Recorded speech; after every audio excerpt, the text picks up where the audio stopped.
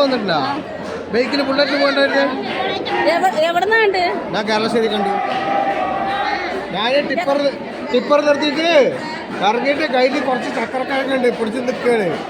അപ്പോഴാണ് നീ ഇങ്ങനെ അപ്പൊ ഇല്ലല്ല ഉച്ചക്ക് 3:30 മൂന്നേകാലിൻ്റെ ഇടയിൽ 3:30 ആയിട്ടില്ലല്ലോ. 3:30 മദ്രസ വിടും. അപ്പോഴേക്കും ഞങ്ങള് പോവാണ്. ഞാൻ അവിടെ കണ്ടു.